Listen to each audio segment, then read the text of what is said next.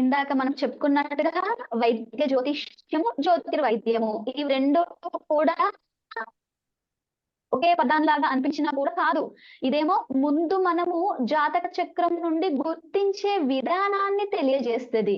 Okay.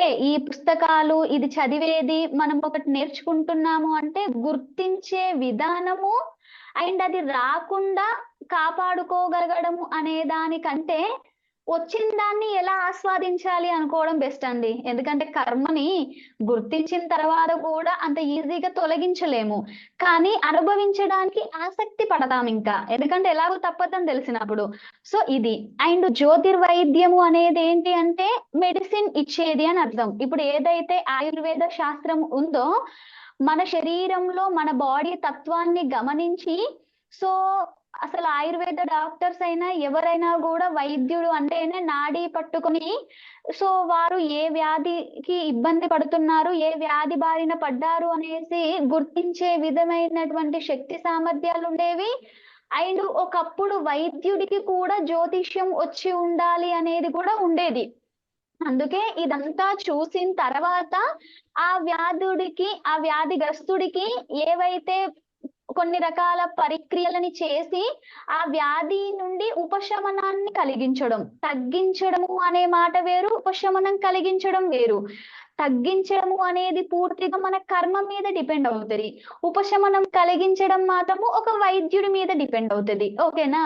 So ఆ ఉపశమనాన్ని కలిగించడానికి కావలసిన ప్రక్రియలే జ్యోతిర్వైద్యము అంటారు. ఏ విధమైనటువంటి ఆ నెగెటివ్ అయినప్పటికీ కూడా ఎంత పెద్ద వ్యాధైనా అది క్యాన్సర్ లాంటిది అవ్వచ్చు, లివర్ ప్రాబ్లం అవ్వచ్చు, ఇంకేది అయినా అవ్వచ్చు.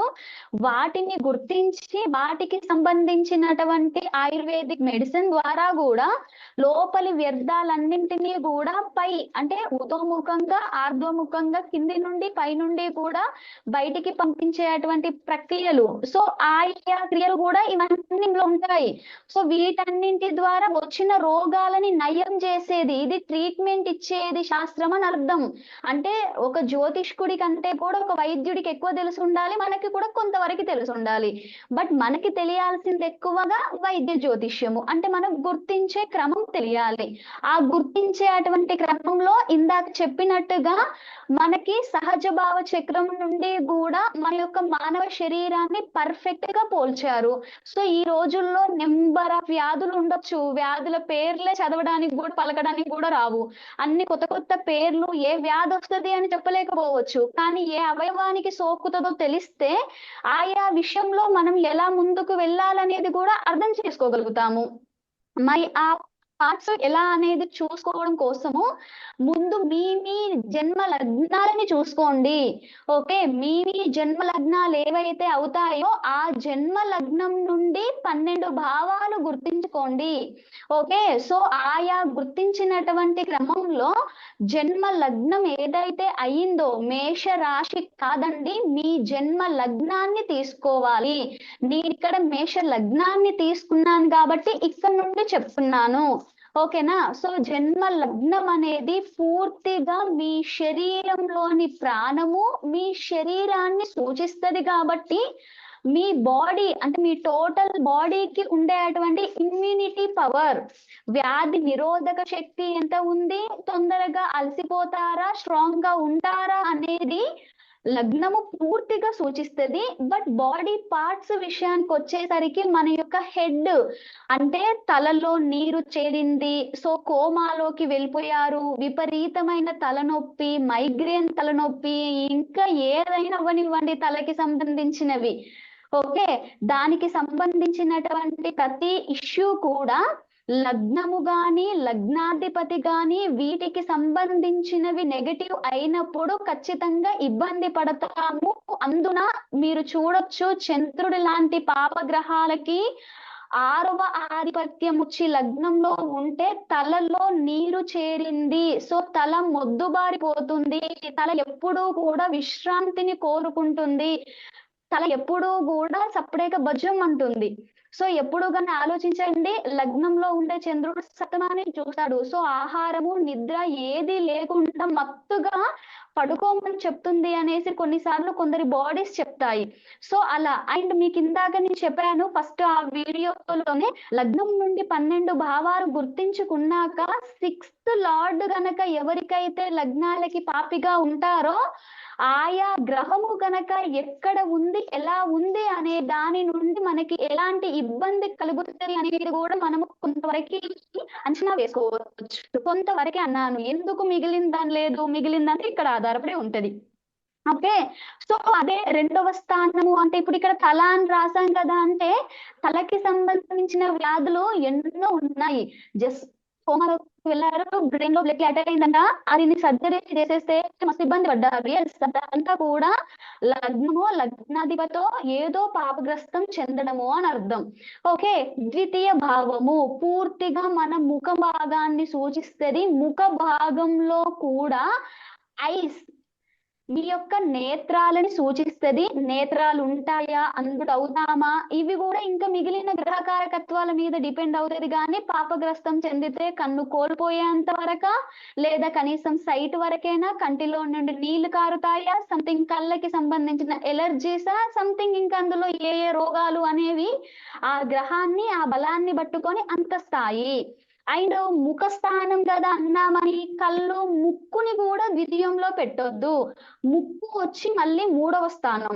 ఇందులో ఐస్ వస్తాయండి. టీత్ పంటి సంబంధిత వ్యాధులు, టీత్ కి సంబంధించినవి. సో సెకండ్ లో పాపగ్రహాలు ఉన్నప్పుడు అమ్మ మాకు టీత్ సంబంధించిన వ్యాధులు ఏం రాలేదు అని కూడా కొందరు అంటారు. బట్ వాళ్ళ టీత్ చూడండి తొందరగా వస్తాయి. లేదా 2 పనులు 3 పనులు చూడండి అలా ఉండడం కూడా కొందరి దాంట్లో చూస్తాం. వాళ్ళు మాట్లాడితే వాళ్ళ నోట్లో మొత్తం పండ్లే కనిపిస్తాయి.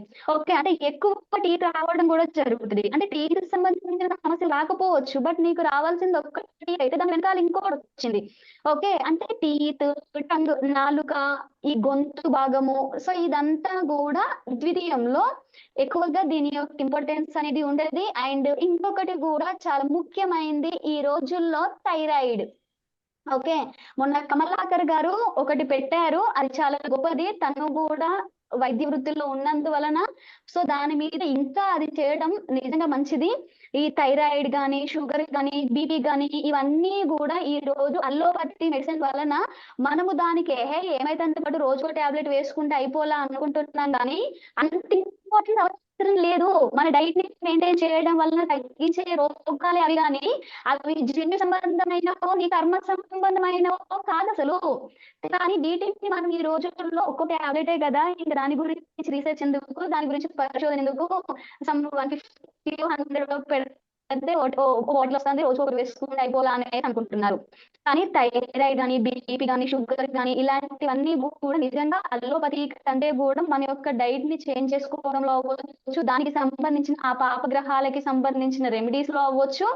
అండ్ మరీ ముఖ్యంగా థైరాయిడ్ అనేది చూడండి, ఇలాంటి గ్రంథులు మాత్రము ఇంకా హార్మోన్స్ ని రిలీజ్ చేస్తాయి కాబట్టి ఇలాంటి వాటి వలన ఇంకా సైడ్ ఎఫెక్ట్స్ కూడా వస్తాయి. అంటే మిగిలిన రోగాలు రావడానికి ఈ గ్రంథి నుండి రిలీజ్ అయ్యేటువంటి హార్మోనల్ ఆ ఇంబ్యాలెన్స్ కూడా కారణం అవుతుంది. కాబట్టి టాబ్లెట్ ఒక్కటే పరిష్కారం కాదు. మరి దీనికి సింపుల్ చిట్కాలు చూడొచ్చు కదా మన మెడికల్ ఆస్ట్రాలజీలో. సింపుల్ ఏంటి, ద్వితీయ భావం అనేది గొంతు అని చెప్పాము అంటే, కాబట్టి ఆయనని పట్టుకొని వీటన్నింటిని నడిపిద్దాం అనడానికి ఆ స్తోత్రాలు అని చెప్పాను, లేదా వేరేది ఏదైనా కూడా పర్లేదని చెప్పొచ్చు. ఓకే. సో ఇది కాబట్టి మీరు థైరాయిడ్ సమస్య కోసము ఎక్కడ చూడాలి, ఏ గ్రహాన్ని చూడాలని కాదు, ఫస్ట్ ఆ థైరాయిడ్ ప్రాబ్లం ఇచ్చేటువంటి అవి మన బాడీలో ఎక్కడ ఉంటాయి. ఓకే. అది మన బాడీలో మన లగ్నం నుండి ఏ ప్లేసు, మరి ఆ ప్లేసు ఆ అధిపతి అవి ఎంత డ్యామేజ్ అయితే మనకి ప్రాబ్లం వచ్చింది. ఓకే. అనే వాటిని చూసుకొని మీరు దానికి సంబంధించినటువంటి లైఫ్ స్టైల్ రెమెడీస్ అవ్వచ్చు, ఇవ్వవచ్చు. సో ఇది కర్మ ద్వారా వచ్చింది కాదండి. ఓకేనా. కర్మ ద్వారా వచ్చేవి ఎలా ఉంటాయి తెలుసా, గుర్తించడానికి వీలు లేకుండా ఉంటాయి ఉంటుంది అని అర్థం. ఇది ప్లేస్మెంట్ ఉంది అని ఎవరు భయపడడానికి కాదు, మనం నేర్చుకోవడానికి చూస్తున్నాం. Okay, so heart, lungs. Okay, ఇదంతా కూడా చతుర్థతనము. ఇందులో చంద్రుడు గనక ఉన్నట్లయితే కఫ. నేను ఇప్పుడు ఆ ప్రవృత్తులు కూడా మీకు చెప్తా. కఫ, వాత, పిత్త, కఫ ఆ జ్యోతిర్వైద్యంలో ఇంపార్టెంట్ రోల్ ని ప్లే చేస్తాయి. సో అందులో మన గ్రహాలు ఏంటి ఏంటి అని కూడా నేను చెప్తాను. సో ఇందులో చంద్రుడు కఫ ప్రవృత్తి కాబట్టి లంగ్స్ అంతా కూడా కఫం. ఓకే, సో ఇందులో చంద్రుడు లాంటి పాపగ్రహాలే ఉన్నప్పుడు వారు ఇంకా ఎక్కువగా ఇబ్బంది పడతారు. అదే 6th లార్డ్ అయి 4లో ఉంటే ఇంకా ప్రాబ్లం ఒడవదు గడవదు, మనల్ని జీవితాంతం ఇబ్బంది పడుతుంది. మాటి మాటికి చిన్న వర్షం పడినా, చిన్న వాటర్ పడినా వీళ్ళు ఎప్పుడు ఇబ్బంది పడుతూనే ఉంటారు. ఓకే, సో ఇది నెక్స్ట్ హౌస్. సో నెక్స్ట్ కింది దాకా వచ్చాం, ఇక్కడ దాకా. సో 7th హౌస్ లో మూత్రపిండాలు, కిడ్నీస్ ఉంటాయి. ఓకే, మన లగ్నం నుండి మన 7th హౌస్ అనేది కిడ్నీస్ ని సూచిస్తుంది. మన 7th లో శుభగ్రహం అయ్యి 7th లార్డ్ బాగుంది, శుక్రుడు కూడా బాగున్నాడు. ఎందుకంటే మూత్రపిండాలకి కిడ్నీస్ కారకుడు శుక్రుడు. ఆయన కూడా బాగుంటే మీకు స్ట్రాంగ్ కిడ్నీస్ ఉన్నాయని అర్థం.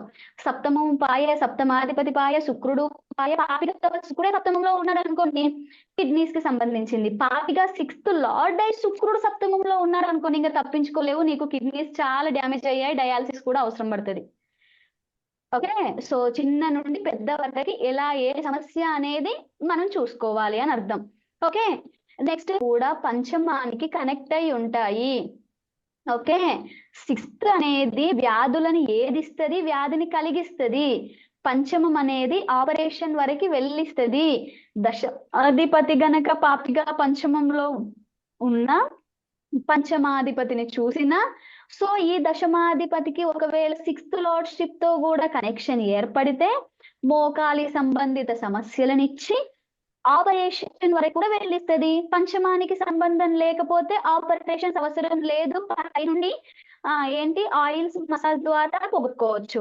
ఆయిల్ మసాజ్ ఎందుకు బెస్ట్ మోకాలి నొప్పులకి అంటే, ఎప్పుడైనా కూడా మోకాలి కింద ఉండే అటువంటి వాటి మధ్యలో ఉండే గ్యాప్ ఏర్పడడం వల్లనే మనకి నొప్పులు వస్తాయి. కాబట్టి గ్యాప్ ఏర్పడింది అంటే ఏంటి తెలుసా? మళ్ళీ జ్యోతిర్వైద్యము కన్ఫ్యూజ్ కాకండి, మళ్ళీ టైం సరిపోకపోతే కనీసం ఒక్క పాయింట్ అయినా చెప్పలేకపోతానేమో అనేది పాయింట్ చెప్తున్నాను.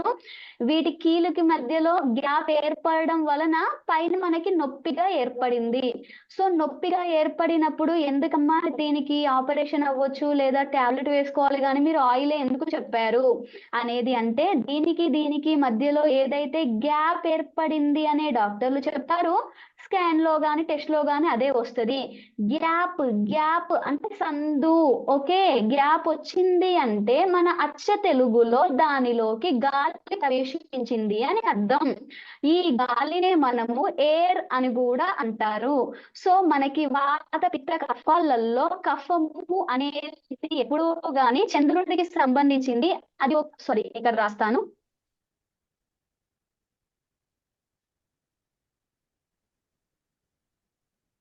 సో కఫ అనేది చంద్రుడికి సంబంధించింది. అది ఎప్పుడు తేమతో నిండి ఉంటుంది. అందుకే లంగ్స్ తేమ ఎక్కువైనా, వర్షం పడినా, వాటర్ లో తడిచినా ఆ కఫము అంటే బయటికి వస్తుంది, దగ్గు ద్వారా, తెమల ద్వారా, లేదా శ్వాస ఇబ్బంది అయ్యి ఇవన్నీ. ఓకే, అంటే ఆ కఫ ప్రవృత్తికి చంద్రుడు కారకుడు తేమ. ఓకే, అంటే వాటర్ అని అర్థము. ఓకే, పిత్తము అంటే వేడి చేయడము, మండడము, దహించబడము, ఆకలి వేసిన దాన్ని తిన్నదాన్ని అరిగించడము, పని చేయడము, ఇది అంతా కూడా పిత్తము. ఇది కుజుడు కారకత్వము తీసుకుంటారు, మళ్ళీ ఏంటి రవి కారకత్వము తీసుకుంటారు. నెక్స్ట్ వాతము అంటే వాయువు అని అర్థం. వాయువు మీన్స్ గాలి, ఎయిర్, ఒక గ్యాప్ రావడము అని అర్థం. దానిని శక్తిని పూర్తిగా యాక్టివై చేస్తారు అని అర్థం. సో గ్యాప్ వచ్చిన దానిలో ఆ గాలి, వాయువు అనేది చేరింది కాబట్టి అక్కడ శని వలన కూడా ఇంకెక్కువ ఇబ్బంది పడతారు. ఇంకా ఈ 10th లార్డ్ శని అయినా, 10th లో శని పాపిగా ఉన్నా కూడా మోకాలి నొప్పులు ఇంకెక్కువ వస్తాయి. ఎందుకంటే ఆ గ్యాప్ నిచ్చేదే ఈయన కాబట్టి. ఈ వాతం ఎక్కువైంది. ఓకే, మనం వచ్చే తెలుగులో చాలా వినొచ్చు, వాతం చేసింది. వాతం చేసేసరికి నొప్పులు ఎక్కువ వచ్చాయి. వాతం చేస్తే నొప్పులు ఎందుకు ఎక్కువ వస్తాయండి? వాతము అనేది ఆ గ్యాప్ లో ఎయిర్ ని ఫిల్ చేసేస్తుంది. ఓకే, సో దాని వలన అక్కడ పనికి సామర్థ్యం తగ్గి ఇలా ఉన్నప్పుడు దీనికి సంబంధించి కర్మ ద్వారా వచ్చేవి, జన్యుపరంగా గుర్తించేవి. సింపుల్ లాజిక్స్ చూడండి. చతుర్థాధిపతి గాని నవమాధిపతి గాని మంచి రోగులకి హెల్ప్ చేసేటువంటి బాధ్యతను తీసుకోండి. అమెరికా ఆఫ్రికా వెళ్ళి రోగ బాధల్ని పోగొట్టుకోవాలని కాకుండా వారి పేరు మీద రోగులు చాలా పూర్తయిన నీడ్ పీపుల్ బాగా ఇబ్బంది పడుతున్నారు. సో వారి పేరు మీద మళ్ళీ వాళ్ళకి ఏదో హెల్ప్ చేసేసి, ఇది నా కోసమే కాదు, వారి పేరు మీద వాళ్ళకి హెల్ప్ చేయండి. ఓకే, ఆ వచ్చిన పాజిటివ్ కర్మ అనేది వాళ్ళకి యాడ్ అయ్యేలా చూసుకోండి. నా రోగం తగ్గడానికి వాళ్ళకి యాడ్ ఎందుకు చేయించాలమ్మా అనేది ఆలోచించకండి. ఎక్కడ మూలం ఉందో అక్కడే నివారణ జరగాలి అని పాయింట్ గుర్తుంచుకోండి. ఓకే, ఎంత సో ఇది మాత్రము మీకు చక్కగా మంచి రెమెడీగా హెల్ప్ అవుతుంది. దీన్ని ప్రాక్టీస్ చేసి ఎవరైతే దాన్ని అనుభవంలోకి తెచ్చుకుంటారో ఎగ్జాక్ట్ గా మంచి ఫలితాలను అనుభవిస్తారు. ఓకేనా. సో ఇందాక చెప్పాను పాదాలు 12, అమ్మాయికి మీన లగ్నం 12th లార్డ్ కూడా 6th ని చూస్తున్నాడు, అంటే పాదాలకి సంబంధించిన అనారోగ్య సమస్యలు అని కూడా అర్థం. అండ్ మీరు ఇంకొకటి అబ్జర్వ్ చేశారా, నేను ఇందాకే చెప్పాను శని వాతము అని. ఆ పిల్లకి పగుళ్ళు వచ్చాయి అంటే డ్రై అయిపోతుంది. ఓకే, డ్రై అయిపోతుంది మొత్తంగా. అంటే ఏంటి